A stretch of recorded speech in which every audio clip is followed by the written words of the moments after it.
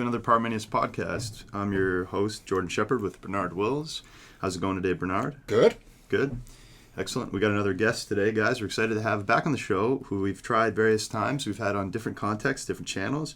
And we're going to talk about a fascinating subject today, one that I think intersects so many people's experience.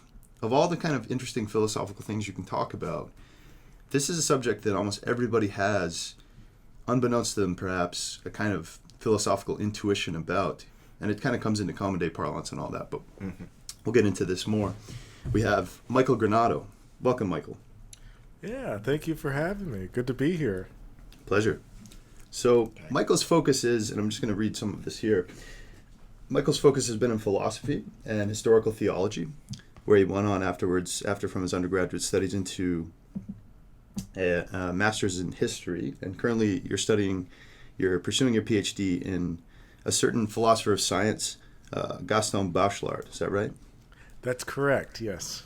Yes. One of these French names that everybody gets to decide how to pronounce. Now, by the way, before we begin, there is a question about Bergson versus Bergson, isn't there, Jordan? Ooh. Absolutely. Because the French philosopher, which I like to say Bergson. We all like to say Bergson, but I was told it was wrong. Apparently his father's name is a Scottish name, Bergson, which you actually told me this, Bernard. So yeah.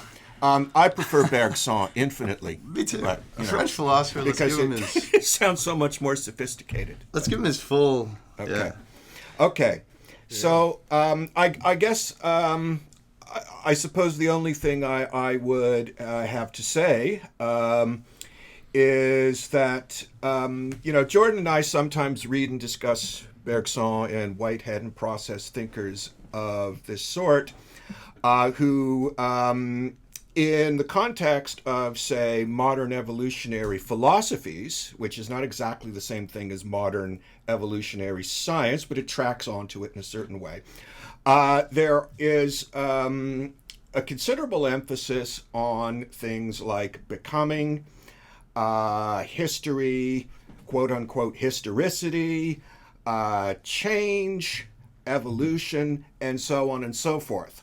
And that this comes, in a certain sense, from the heart of the modern biological sciences, but it sometimes conflicts with a certain, I guess one would call a kind of Platonism that underlies the way certain people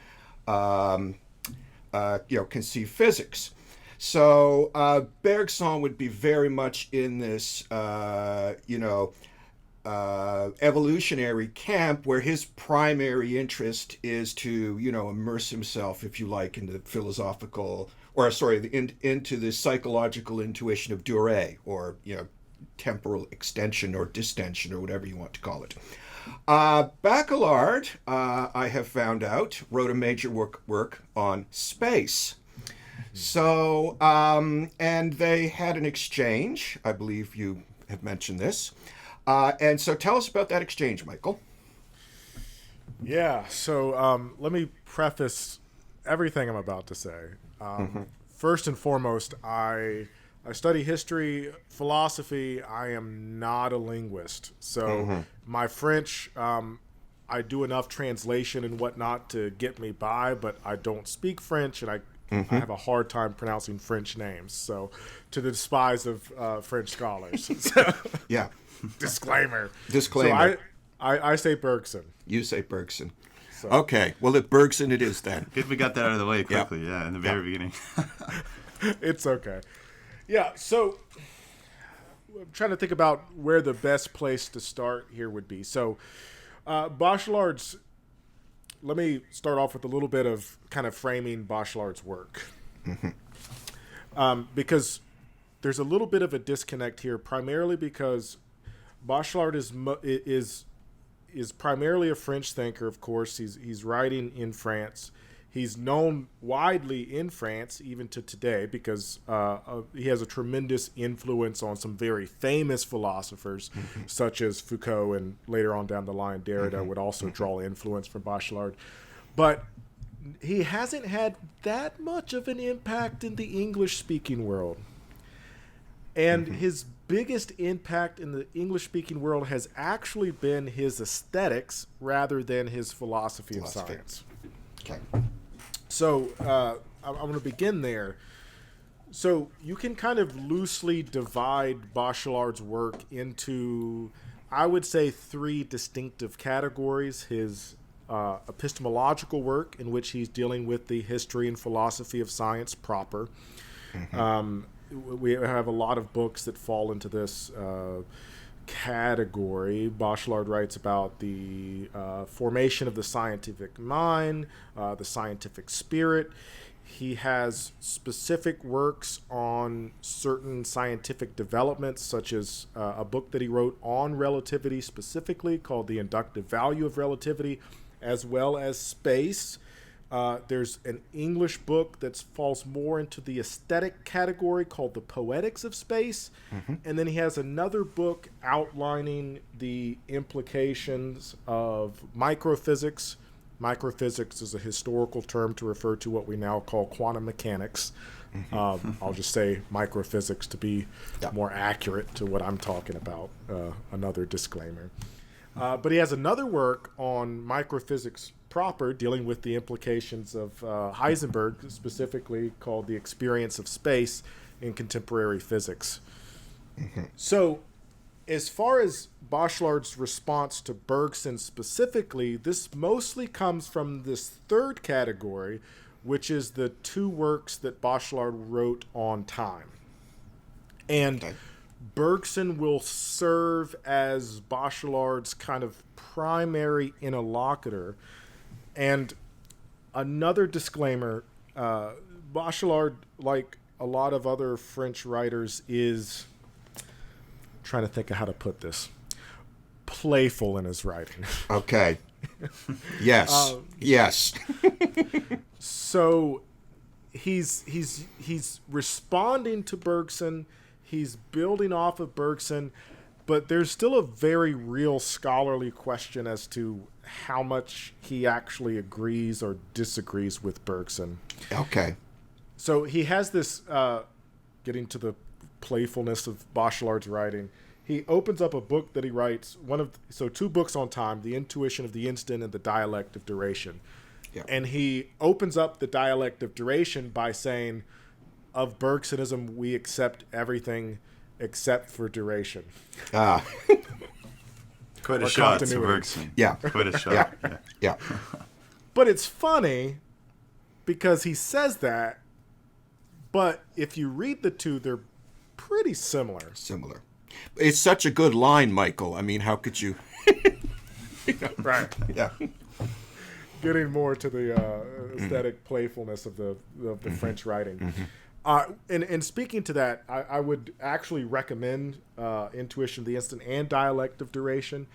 And in these works, Bachelard will speak of Einstein and developments in relativity in the same breath that he's quoting poetry and talking about art. So it's very French in that respect, which makes it interesting to read. But back to your question. I'm sorry. Yeah. Just had to frame all of that. So you asked about Bergson and Bachelard specifically in terms of the response to one another. They didn't have much historical interaction. Bachelard is writing about a decade after Bergson in terms of his works on time. But Bachelard is writing in the wake of this famous debate that happens between Bergson and Einstein. Okay. A lesser-known debate. And Bachelard's going to kind of pick up on the crux of that debate. And in a way, because the two are kind of pitted against each other, and Bergson kind of famously comes out on the losing end of that debate and has been disparaged, especially in the West, kind of ever since. Bertrand Russell kind of remarks that Bergson is completely wrong-headed in his objections to Einstein. I think this has been like a very misunderstood piece of history in that respect, in terms of what Bergson was actually trying to say. But Bachelard is going to kind of bring this debate together. So could I elaborate a little bit on what the Bergson-Einstein debate was before I get to Bergson-Bachelard? Yes, please. Okay. Yeah. Yeah.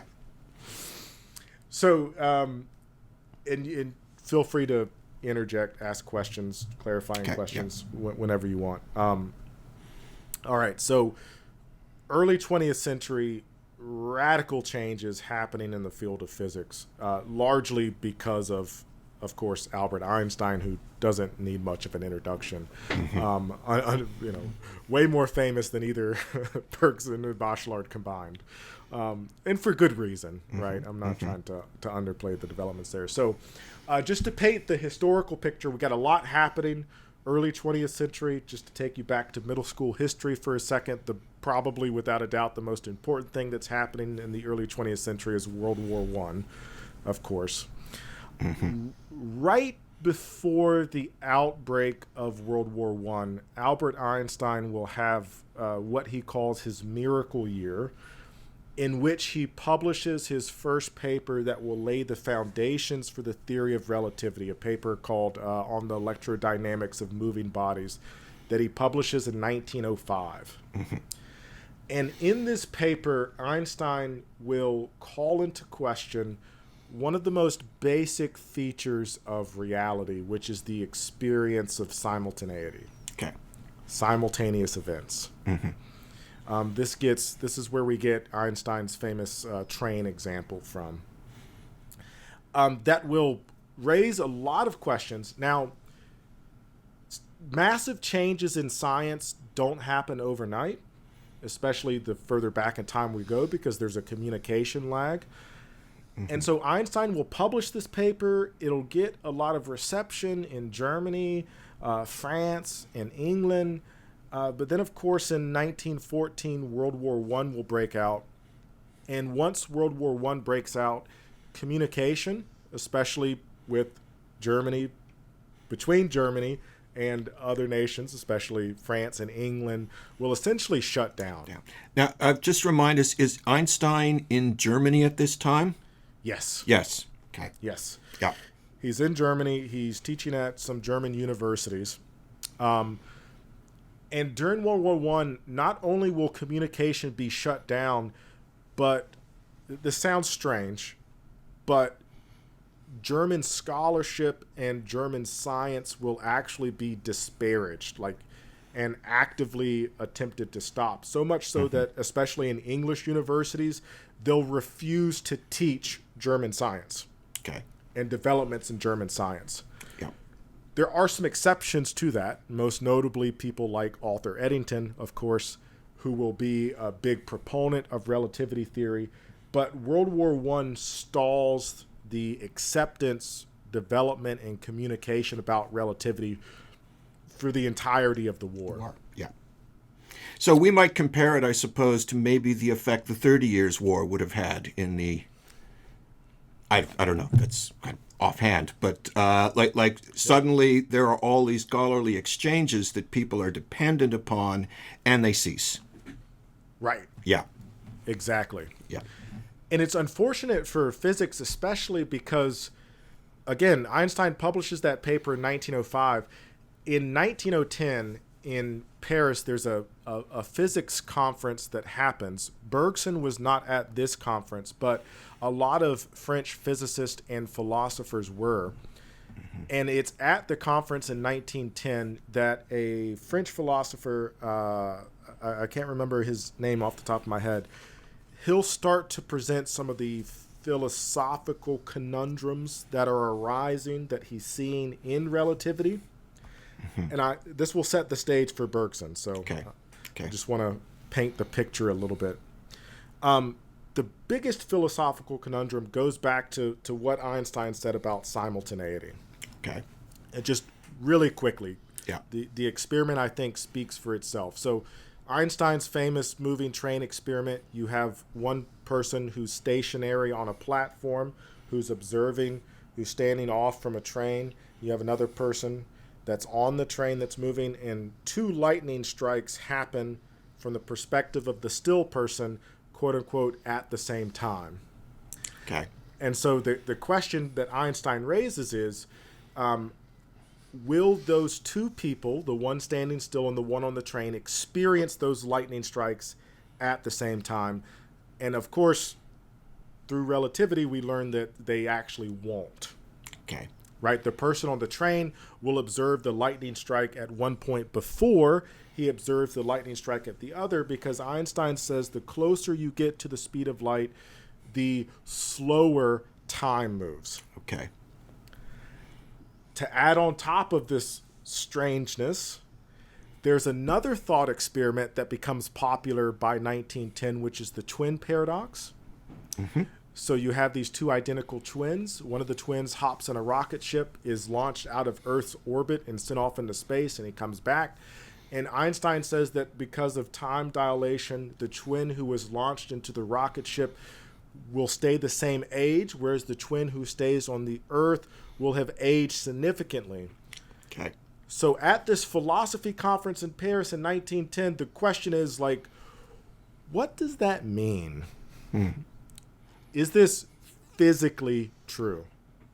Like theoretically, okay, we get it. We can we can hammer out the math equations. We can do the thought experiments. That makes sense. But if you were to actually perform this experiment, would that actually happen? Okay. And Einstein says yes. And philosophers said, what? What does that mean? Yes, no, maybe. Who knows? Okay. Right. So that happens, and there's this big conversation that's happening in Paris. World War I starts. It all stops. It all stops. After World War I, so World War I ends 1918, there's this big push led by Eddington and some other British academics to get Einstein back out there, and this was also an attempt to reconcile relations between Germany, France, and England as well. Mm-hmm. Right? It's part of this big kind of political push. And as a part of that, Einstein starts to do this continental tour where he's facilitating and participating in conversations and discussions across Europe. 1922, Einstein is invited back to Paris. They have this big conference, and Bergson's there. Einstein presents the gist of relativity. By this time, Einstein had given a series of lectures in Germany, and he had kind of reduced it down to some nice little sound bites and made it simple and applicable to everybody. And so Einstein presents this idea, and Bergson is kind of on the spot invited to come up and respond to Einstein. And this is where the famous debates happens. That would seem to me rather intimidating, Michael. Right? Yeah, I'm going to get up and respond to Einstein. No, but ironically, at the time, it was intimidating for Einstein. Bergson was the famous intellectual, the towering figure. Einstein was just presenting papers. He's just a scientist. There's a different rock stardom to French intellectual life. I suppose, yes. Yeah. Absolutely. Yeah, which is 100%. very different. Yeah. No, you're absolutely right, Jordan, because Einstein's kind of the young upstart at this point, just starting his academic career. Bergson's a rock star by this time. Exactly. He's packing out lecture halls. People are signing up for college classes just to come hear this guy speak. It's ridiculous, right? So culturally, you're 100% correct. And Bergson's objection to this. So Bergson had written previously about time prior to Einstein's publishing of his paper on relativity. He has this book, Time and Free Will, that he wrote in 1889. So 15 years prior to Einstein. And for Bergson, this brings up another, I feel like I'm going all over the place, and you tell me if this makes sense. Okay. When Bergson talks about time, he's primarily interested in a sense, the psychological experience of time, the conscious experience of time. The emphasis is on consciousness. And so I suppose this would be an account of time that would be influenced, say, by Augustine or Plotinus, who Bergson lectured on, and especially by Kant, for whom time and space are both simply forms of intuition. 100%. Yeah. 100%. And it's also important, another history of science note here. In France in the early 20th century, there was not a clear separation between what we would identify as psychology and philosophy. In fact, up until the 20s and 30s in France, people who were studying explicitly psychological phenomenon, such as the experience of duration and how different people experience time, were still getting philosophy degrees. Sure. So all of this, how I would frame the debate, and there are people who would disagree with me, but they're not here, so I just get to dominate the conversation. How I would frame Bergson's objection to Einstein is when Bergson responds to Einstein, he's really talking about the experience of time. And his question to Einstein, which I think is a legitimate one that got kind of misrepresented and misunderstood later, is do those two people, either when we're talking about the train experiment or we're talking about the twin paradox, Bergson wants to say, well, there's something fundamentally, we could say, psychological or perhaps even subjective about time that, although it is subjective, would still be a common experience for those two separate people. So what Bergson couldn't quite get his head around or accept, and again, I think he has good reason for this, is whether or not those two folks would still experience time in the same way. And so the book that Bergson publishes after this interaction he has with Einstein, a book called Duration and Simultaneity that he publishes in 1922, the same year that he has this debate, when talking about the twin paradox, Bergson says, he kind of concludes that they would still have the same experience of duration. And Bergson draws this, I don't think it's a sharp separation, but he does draw a separation between philosophical, or what we could also call psychological time, the time described by psychology, or the time that's described by our personal experience, on the one hand, and the time described by physics on the other. Yeah. And Michael, does this have something to do with, I mean, this is a bit off the cuff, that Bergson's focus is very much on the life sciences, right? So he has this kind of conception of space, for instance, as this kind of necessary construct that's brought forth through the evolutionary struggle for survival, right? So he has this notion that we construct psychologically the conception of an absolute or a pure spatial extension, and we kind of reify that as space. But he says things in themselves, to the extent that we can speak of things in themselves, have extensionality, but they never realize pure extension, because if they realize pure extension, then you would have like phenomena like Zeno's paradox, like everything would kind of dissolve, right? So space is very much a biological, almost Darwinian survival tool for Bergson. And of course, it's Durée that gets you out of thinking in terms of the pure abstractions of space, he says, right? So is he just coming at this from a fundamentally different branch of the sciences? I think so. Yeah. I think so. Now, there's a lot of people that would disagree with that interpretation. Bergson got the short end of the historical stick. Yeah. If we're honest. Yeah.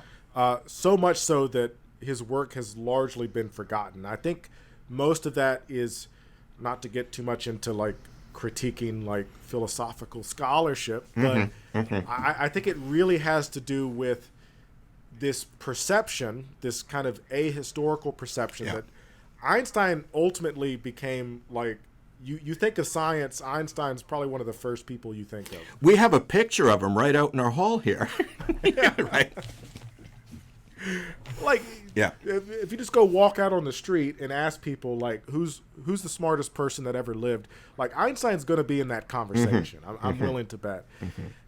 And philosophers, especially English-speaking philosophers, will basically say, well, Einstein's right, so Bergson must be wrong. Is kind of, that's very reductionistic, but that's kind of how it plays out in the secondary literature on the debate. Yeah. Yes. So much so that Bergson's basically forgotten, right? Or at least in this respect. Yeah. Okay. Did that kind of make sense to Sure. Yeah. set Yeah. up the Yeah. okay. So are we going to move on to Bachelard now? Yes. Yes. Okay. All right. So this is the space into which Bachelard steps in, right? So Bachelard writes his first book on relativity, in 1926. So just a few years after that debate and discussion, the inductive value of relativity. He doesn't write his first book on time until the 30s. Intuition of the Instants, 1932. Dialect of Duration, 1936. So, how I read Bachelard's philosophy of time is he's still, as much as he would like for the reader to think otherwise, he's still Bergsonian in the sense that at the end of the day, he's still interested in our experience of time. Because for Bachelard, our experience of time is relevatory. It has an existential component to it, which I'll come back to later. Oh, by the way, just one, is Heidegger looming here in some way? You can certainly link the two. My thesis advisor has written a couple of papers connecting the two. Historically, Bachelard is aware of Heidegger, but doesn't ever directly quote him or reference him. The same, I could also say there's another philosophical figure that's looming large in the background, Thomas Kuhn, who Bachelard also doesn't reference, but who they are remarkably similar in their line of thinking. Well, I was glancing over a brief article on Bachelard, and it was describing his historiography of science, and I was telling myself, well, that's just Thomas Kuhn, right? Yes. Now, I don't know which influenced the other, but... Okay, so brief side note. Bachelard and Kuhn will have very, very similar understanding of the history of science. So they both view science, the history of science. There's this common, and Bernard, you and I kind of talked a little bit about this when you came on my channel. There's this common preconception that scientific knowledge is progressive and cumulative. The science is slowly building closer and closer to the capital T truth, right? Bachelard and Kuhn will say that it's a little bit more complicated than that. Right. Bachelard, because of his views on time, will say that the history of science is discontinuous. It's broken. That we have all of these scientific ruptures. To give a brief example, in his book on relativity theory, Bachelard says there's no progression from Newton to Einstein. Right. And if I recall, what Kuhn says about that is that the reason there's no progression is that even though the new paradigm can create the appearance of subsuming the old paradigm, it's actually subtly redefined all kinds of terms so that now you have this problem of comparing them when basic terminology is retained but with different meanings. 100%. Yeah. Bachelard will say something that's practically identical. I think Bachelard makes a little bit more space for mathematics and how mathematics influence science, but different conversation. Now, Bachelard and Kuhn actually met each other at one point, and from what I've read, supposedly they didn't like each other. So I don't know what that's. Just a side note. Something didn't click there. Okay. So Bachelard kind of steps into this in the wake of the Einstein-Bergson debate, but when I say that he's still Bergsonian, I do want to emphasize that Bachelard is kind of marrying the two together. Mm-hmm. I'll get to that here in a second, but his ultimate concern is the kind of existential impact of time, for lack of a better word. But so Bachelard says of Bergson, we accept everything but continuity, of accept everything but duration. Mm-hmm. So if you want to think, Bernard, as you kind of alluded to earlier in this conversation, philosophers have been talking about time since philosophy started. Right? I mean, Go ahead. even Zeno's paradoxes concern temporality as well as spatiality, right? So it's concerned with the problem of understanding the nature of a continuum. Right. Right. And this is from Bachelard's perspective here. So, discussions about time go all the way back. I mean, take your pick. We don't even have to talk about Greek discussions. We can look at Indian or Chinese discussions of time, whatever. Now, Bachelard, in his writing on the philosophy of science, says that one of the distinctive elements about scientific thought is that it's oftentimes counterintuitive. Okay. That science oftentimes conflicts with our experiential understanding of reality. Mm-hmm. That the scientific description of certain things, such as like mass, space, time, are going to be fundamentally different from how those things appear to us. Mm-hmm. So Bachelard, what separates his discussion about time is he accepts that as a fundamental guiding epistemological position and will say, against the traditional history of philosophers talking about time, that time is fundamentally different, distinct, alien from our uncritical experience of it. Okay. And that's the first thing. So time for Bachelard is inherently fragmented. It's disjointed. It's discontinuous. It's whatever word you want to use to describe there. So when you're reading Bachelard, that's the first thing that's going to stand out is this, what's distinctive about his philosophy of time. Oftentimes when I teach the philosophy of time, I get students to start off with like a simple thought experiment. Just I'll write out the sentence, time is like, and then you finish that sentence with whatever analogy, metaphor you want to. And so oftentimes when we think about time and when we're describing time, we might say that like time is like a river, like a flowing river. It's moving us forward. Or a wheel or an arrow. And I think there aren't actually that many metaphors that you reach for. There's only 3 or 4 that I can think of, right? Right.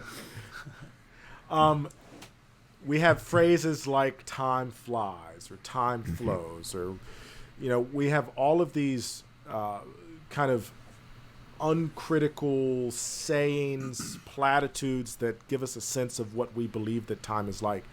And if you think about your personal experience of time, if I asked you to like write out the narrative of your life, you start with your childhood, or you might do like a Freudian analysis of your childhood, right? But childhood to young adulthood and then to adulthood, and most people kind of think of their life as this kind of like gradual progression.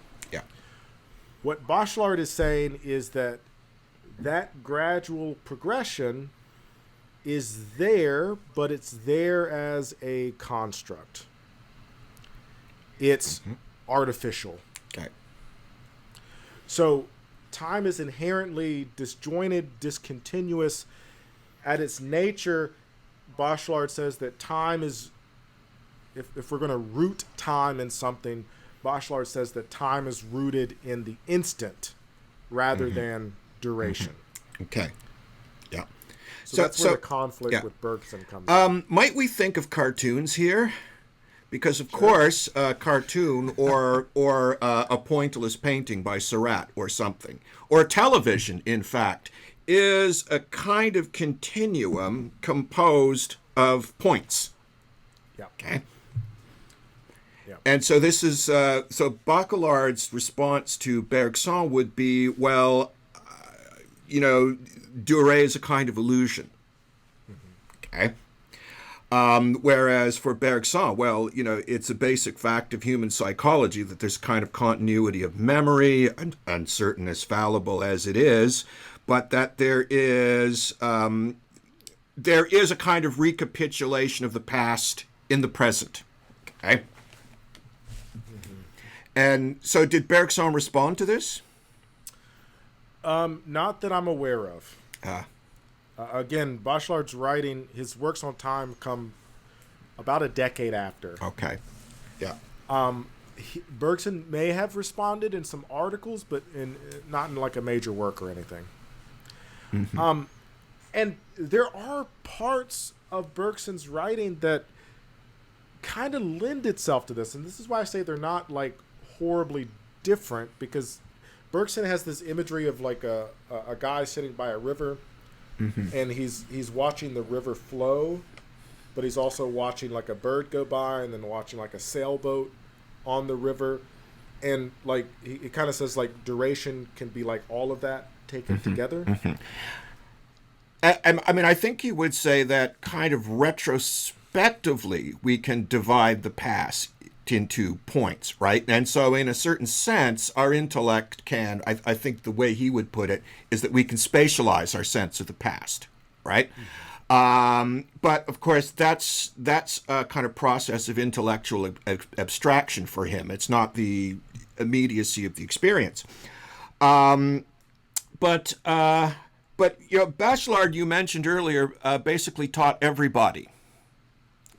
Foucault, Althusser, Derrida, I'm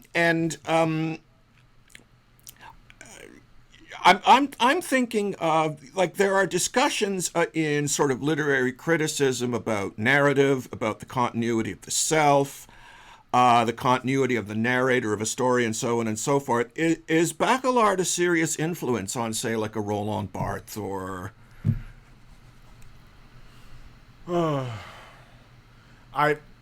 Maybe. Okay. Yeah. That connection could be there. I will say that later readings of Bachelard by a French thinker, I'm thinking of like Michel Serres here. Okay. Yeah. They'll take Bachelard and Foucault to a certain extent. Will move beyond Bachelard in a lot of ways. Mm-hmm. Bachelard holds a very high view of science, and I think is more influenced by kind of 19th century French positivistic thinking than these later figures would be. But there are definitely some connections. You mentioned like the sense of self, and I'm not familiar with those other people's senses of self, but Bachelard will introduce this kind of, for lack of a better word, like metaphysics of discontinuity into the French mindset that I think underpins maybe a lot of the later postmodern thought. That seems like a pretty clear, especially that really contextualizes it, because it almost has this physical metaphor of discontinuity lurking behind these ideas of narrative, these ideas of like dispersed and like interplaying narrative. That's pretty interesting. I think one place you might point to is the kind of appropriation of even like an early modern author like Montaigne, right, where the self is this, the self is in the moment of fictionalizing itself in a certain sense always, right? And so one of the things that the kind of skeptical standpoint of Montaigne would seem to undermine is the plausibility and the authority of the voice of the narrator, right? Who it turns out is just constantly kind of spinning his own fiction about himself. But he is himself that process, right? So I don't know if that helps, but... It does, and that's the direction that Bachelard's going with this. Yeah. So another person that Bachelard's responding a lot to is another French philosopher of science, earlier one, René Descartes. Descartes, yeah. And Bachelard, he doesn't object to Descartes' sense of self, but he'll complicate it a lot. And this is kind of where his philosophy, this is where his view on time is kind of going or building up to. So epistemologically, Bachelard, the reason why I bring up all that science talk at the beginning is because that Bachelard says, this is where I referenced before, that Bachelard might be different from later kind of postmodern French thinkers like Foucault or Derrida. Sure, yeah. Bachelard says that science, he just says that science shapes philosophy. Yeah. So much so that the sort of rationality, methodology, or structure that's influenced by certain scientific ideas can change even our most basic conceptions of reality. And the clearest example of that is one that I've already mentioned, Einstein's view about time. Time. Right? Another one, a little bit more controversial and maybe problematic in Bachelard's philosophy of no, and then in the later work that he writes, The Experience of Space and Contemporary Physics, he says another one of our basic intuitions about reality is place, and that this idea of place has been upended by microphysics. Sure. So much so that at the end of Philosophy of No, Bachelard says we have to change the way that we talk about things such as like the basic laws of logic. Okay. The law of identity, Yeah. for example. Yeah. So Bachelard thinks that these developments in science lead us to new ways of thinking, new avenues of rationality, so to speak. And so this is where we get the view of time not as a continuum, not as duration, but as the isolated instant. Time is metaphysically located in the instant. Yeah. And for Bachelard, science also gives us the way to tie in or make sense of those instances in the form of relationality. Okay. Yeah. So Bachelard says that when we talk about microphysics, when we're talking about the isolated particles such as the electron, in disciplines like microphysics, it breaks from past sciences in the sense that in the past, alchemy and then followed by chemistry, the idea was to isolate the substance as much as possible in order to learn all of its different features and properties and stuff like that. Yeah. Microphysics, of course, you don't do that, or you can't do that because of incompleteness. Sure. Right? Instead, you talk about the particle in relation to other aspects of the atom. So you talk about the electron in relation to the nucleus.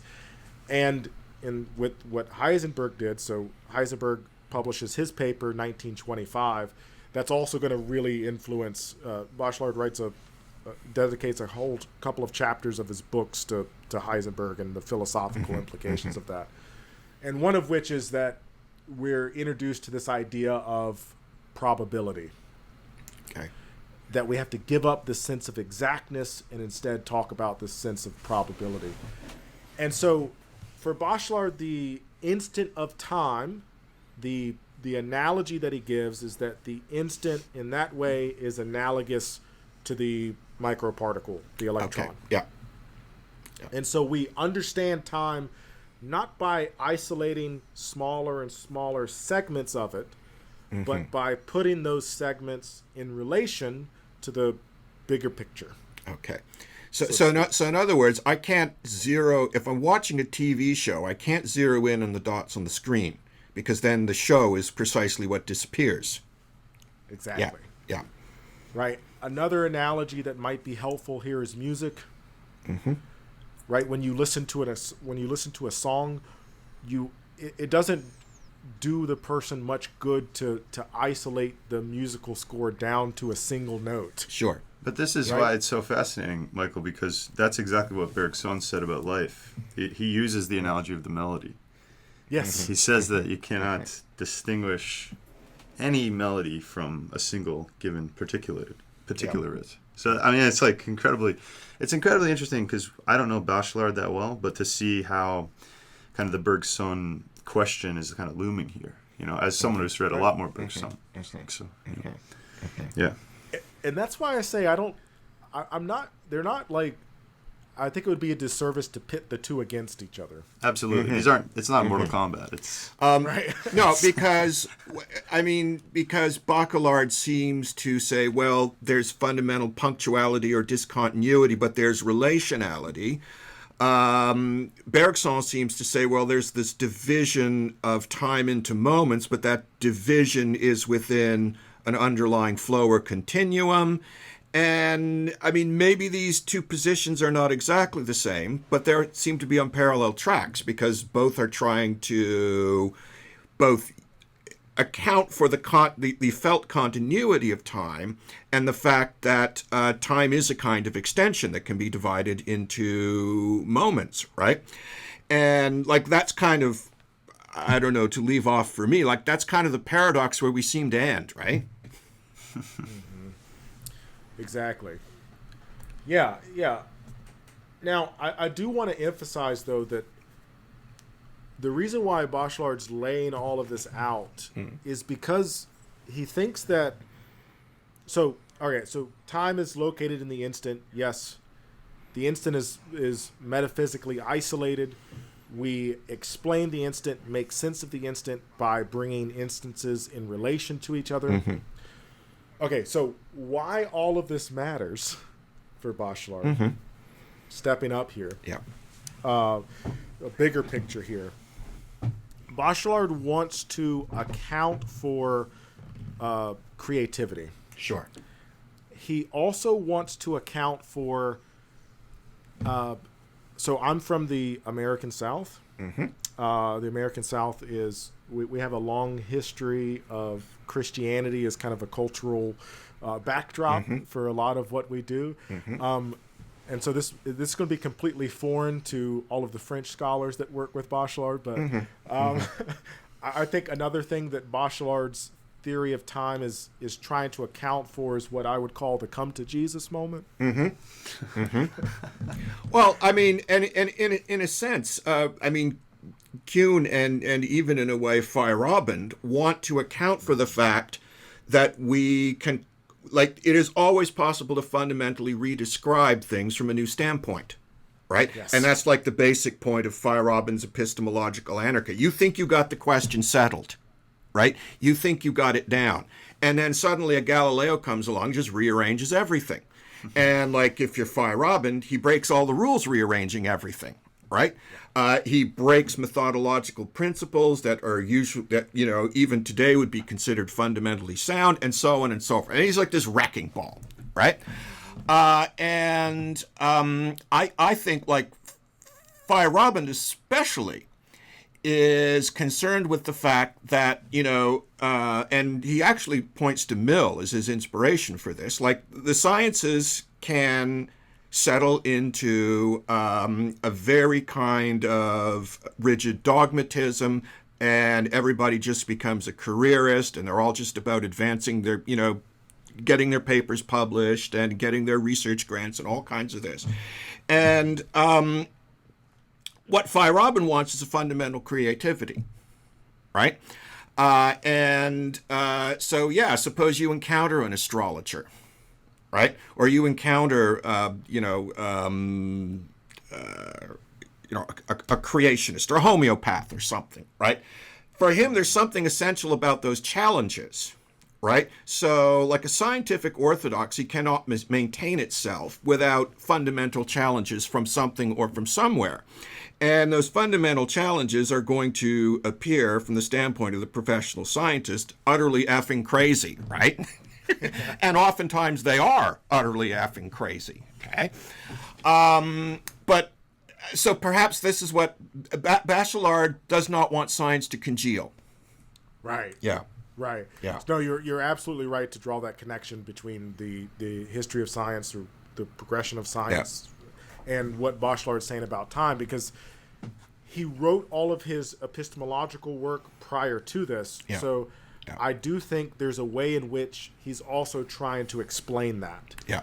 To explain that historical development, because for Bachelard, the history of science is a history of epistemological ruptures, Yeah. not continuity. Yeah. What we see is a constant overthrowing of traditional or classical ideas, and sometimes like radically so. Sure. Paul on the Road to Damascus, which is like the first, the first historical account of a fundamental paradigm shift that exists in, right? And and I think Kuhn was somewhat aware of that, because I don't know. He was Jewish, right? Was he an observant? I think he was Jewish, and so in the back of his mind, there's this notion of conversion, or metanoia, if you're a Platonist, right? How does conversion happen? I mean, it can't just be, well, Einstein looked a little further than Newton, or Darwin looked a little further than Lamarck, or so-and-so looked a little further than Aristotle, because there's a disruptiveness, right? Who's that guy who talks about, there used to be a guy, the notion of a monster, right? That which appears in the form of this kind of pure, unassimilated otherness. I think that's a Horkheimer thing, right? Really? Yeah, Okay. right. Yeah. Okay. Right?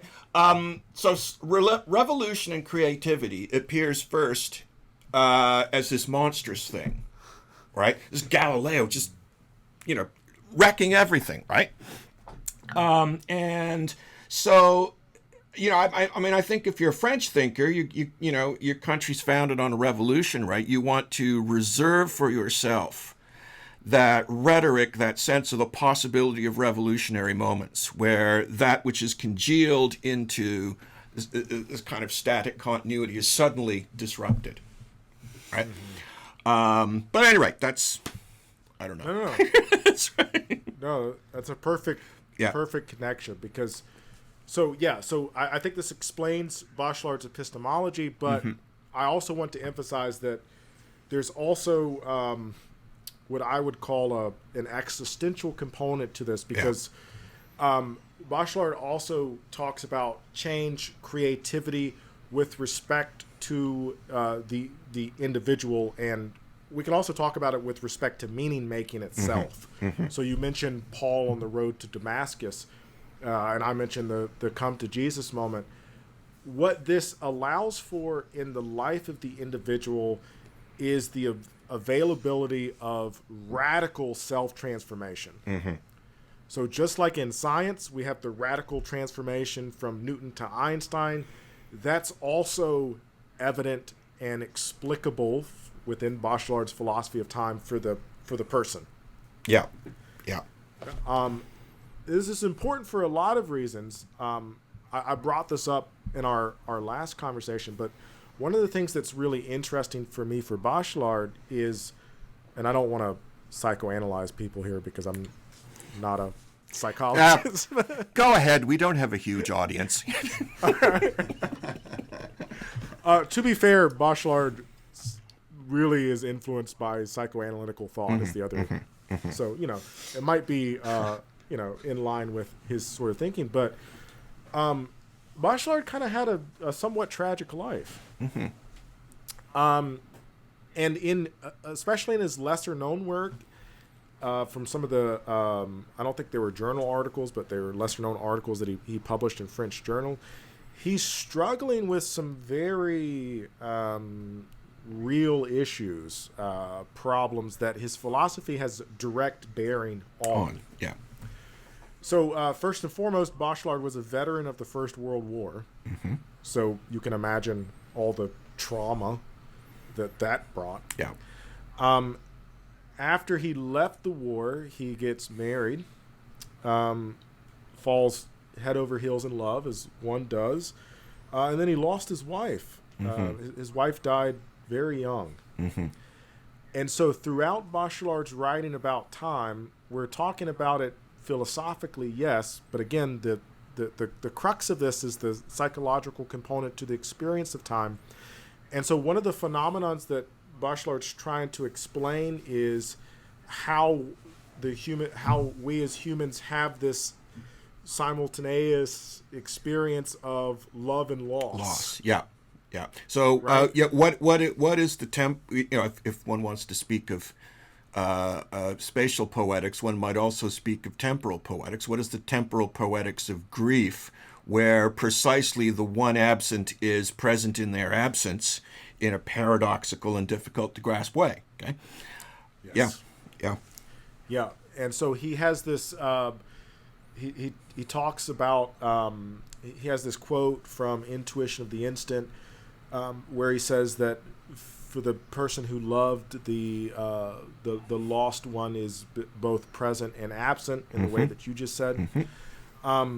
Grief for Bachelard is something that is not kind of a one and done type of situation. Like, you lose a loved one, you spend 2 months grieving, and then you kind of move on with your life. Yeah. For Bachelard, these things are constantly present to the individual and constantly present the individual with moments of reinterpretation, reframing. And so even within the life of the individual, we can take something that is tremendously traumatic, the loss of a loved one, war in Bachelard's case, like one of the worst wars that's ever happened. Take your pick. Yeah. As an interesting side note to that, Michael, I have read, and this was a long time ago, and I don't remember where, but that Bergson was popular in French military circles. Because, well, I guess the thinking was that barbed wire is not an obstacle for a l'homme vital, but which proved out to be not the case. But No, that's funny. Yeah. So it presents creativity, and would it be okay for me to read a brief quote here? Yeah, I'll just say our recording time is 1 hour, but we got a few minutes left. I just wanted to give you a heads up in case I was inviting for other maybe we questions. can end on No, a quote? please. Yeah, absolutely. Yes. That'd be fantastic. All right.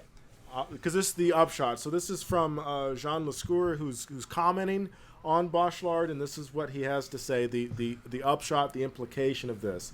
It writes like only a French writer can do. For never, not for a single moment, are we the sum of our past. Each instant discovered is what grants new sense at every instant to the senseless history that we have lived so far.